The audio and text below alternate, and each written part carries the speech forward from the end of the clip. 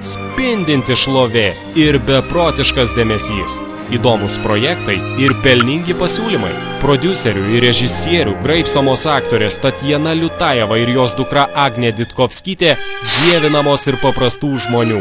Lietuvaitė Agnė pripažinta gražiausia Rusijos moterimi. Šlovės spinduliuose besišildančios moterys neužmiršo savo tvirtų ryšių su Lietuva. Pakviestos vaidinti istorinėme filme Tadas Blinda pradžia, aktorės džiaugsmingai sutiko ir žinoma, ne dėl honoraro. Myliu grupę ir tą medžiagą ir tas laikas, kada mes filmavom ir iš tikrųjų irgi jaudinasi labai.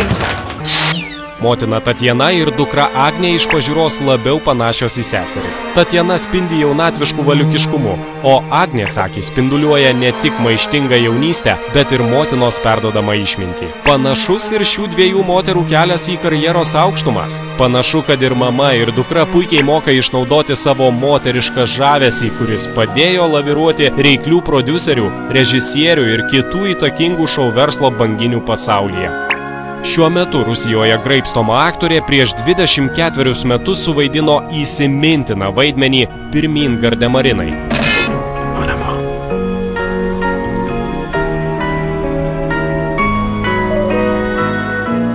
Po šio filmo Tatjana akimirksniu tapo žvaigžde. Jaunos, talentingos aktorės debiutas buvo puikiai įvertintas, jai siūlyti įdomus vaidmenys. Tačiau, ta visagalė meilė.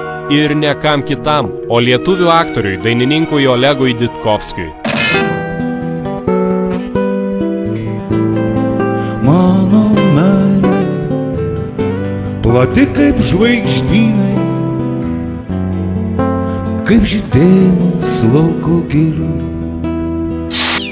Na kas gali atsispirti tokiam balsui ir žavesiui? Netrukus Tatjana ištekėjo už Ditkovskio, atvyko gyventi į Lietuvą ir susilaukė Agnės. Kažin ar jau tuomet motina svajojo, kad po poros dešimtmečių jos dukters žavesys užkariaus rusų širdis, o jai pačiai bus lemta tapti didžiąją gyvenimo ir karjeros mokytoja, bei kartu suktis filmavimo aikštelėse.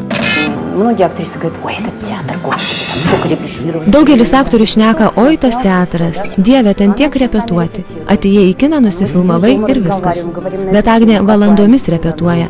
Mes sėdim namuose ir kalbamės tomis temomis, kapstomės. Ji labai suaugo.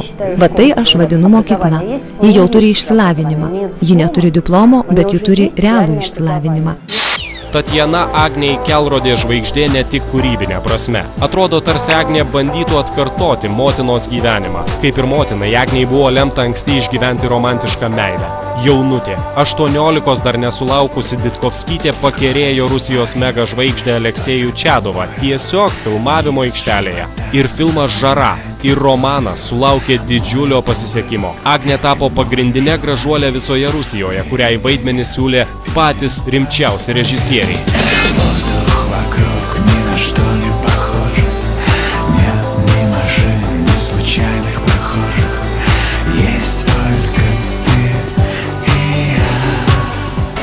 Agnė Ditkovskytė staiga visa galva paniro į Maskvos aukštuomenės gyvenimą. Prabangus vakarėliai, ištaigingi priėmimai, būtent jų metu dėmesį į gražuolę lietuvaitę atkreipė įtakingi Maskvos asmenys. Aleksejus ir Agnė buvo ne kartą pavadinti gražiausia Maskvos pora ir viešai kalbėjo apie tuoktuves. Ir Agnė atėjo filmavimai, atėjo tokia graži, su grimu, kaip žaroj, tokie garbanotais plaukai. Ir aš žiūriu akis, du sauliai. Dvi saulės. Du sauliai. Akise tik saulių. Такие огромные глаза, вот как вообще лица нет, только глаза на все лицо. И aš sakau, kas yra? Aš įsimylėjau. Po skyrybų Agnė Ditkovskytė jau buvo taip išgarsėjusi, kad ir be garsaus kavalieriaus jautėsi pasaulinio lygio žvaigžde. Nepaslaptis, kad nei Rusijos, nei tuo labiau Lietuvos žurnalistams su jie susikalbėti labai dažnai nepavykdavo. Tuomet Tatjanai teko griebti diržą į rankas. Juk duktė net aktorystės mokslus nusprendė mesti. Juk ir be mokslų žvaigždė. Шоколад люблю горячий, и цветные платья, и, конечно, стоячие. Вот такая п***я. Jokio vyriškio šiuo metu nėra ir šalia Agnės motinos Tatjanos Liutayevos. Nors liūdėti ir džiūti vienatvėje tikrai netenka. Gerbėjų aplink spiečiai ūžia. Ну, поклонники это же не друзья, это же другое, понимаете? Bet gerbėjai tai juk nedraugai, suprantate? Yra keletas žmonių, kurie labai panašus, jie garsesni už mus. Juk pavargsti nuo nuolatinio dėmesio, norisi šiltai pasėdėti kur nors. Kodėl mus traukia į užmiesčio sodybas? Todėl, kad norisi atsiriboti nuo triukšmo. Antroji Tatjanos santuoka su aktorės Eglės Gabrėnaitės sūnumi, taip pat aktoriumi Roku Ramanausku, senokai iširo. Iš šios santuokos liko sūnus Dominykas. Nors rusų dramos teatre vaidinanti Tatjana nei darbo, nei vaidmenų nestokojo, iširus antrai šeimai moteris susirinko vaikus ir įsikraustė į Maskvą. Kaip dabar pati sako, į visišką nežinią. Man buvo 39, kai aš išvažiavau į Maskvą su vaikais. Į niekur. Ir ne todėl, kad bėgau, o todėl, kad mane kažkas vedė. Aš apskritai nebijau kažkokių tai staigių pokyčių. Nuobodžiauti ir ištirpti daugiamilijoninėje Maskvos minioje Liutayevai neteko. Tik šį kartą ji sutviskėjo ne viena, o kartu su dukra Agne. Ir kas dabar jau gali pasakyti, mama dukrai ar dukra mamai padeda siekti stulbinančio populiarumo? Jo, mes su mama dabar išvis dirbom Maskvoje beveik kiekvienom projekte kartu. Ir teatre, ir filmuojamės, tai nežinau, mama mano dušė, mano siela, dėl to ir... kad aš irgi verknu.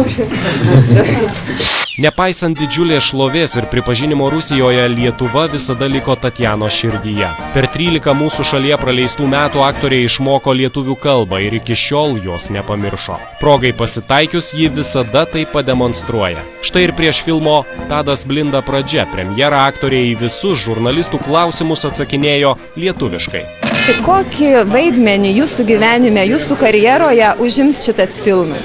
Oi, labai gerą vietą, dėl to, kad aš labai laukiu šitą premjerą ir labai man buvo malonu dirbti ir ačiū labai lietuviams, kad pakvietė mane vis tiek į lietuvaitę vaidinti ir aš laiminga.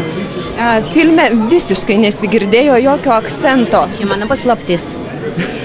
Tatjana sugebėjo išlaikyti ir draugiškus santykius su buvusiais gyvenimo vyrais, lietuviais Ditkovskiu ir Ramanausku. Grįžti į Lietuvą ją traukė ir čia likusi draugė, buvusi Anyta Eglė Gabrėnaitė. Tatjana netgi svajoja prikalbinti Eglę persikraustyti gyventi pas ją į Maskvą.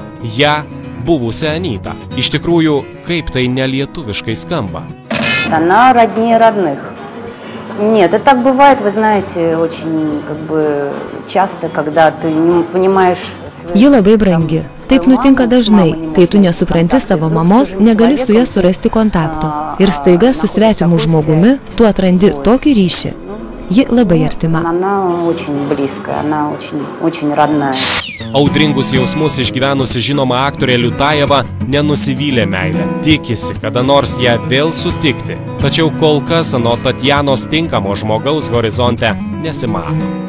Я такого типа человек, которому очень важна своя территория.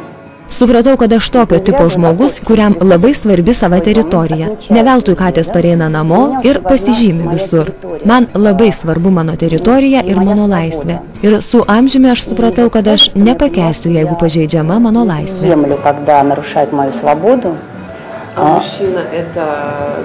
O vyras reiškia nelaisvę? Na, kaip taisyklė, taip. O ką? Reikia sąžiningai kalbėti. Kas toliau? Ar apsiribos aktorės vien Rusijos ir Lietuvos rinka? Ar nepakels vieną gražią dieną būrių ir neišvyks į daugelio išsvajotą į Holivudą, kaip anuomet prieš 7 metus, kai įsikraustė iš Vilniaus į Maskvą? Juk niekada nežinai, kur nuves svajonės. O akivaizdu, kad šioms aktorėms, mamai Tatjanai ir dukrai Agnei, nei svajonių, nei ambicijų jas įgyvendinti tikrai netrūksta.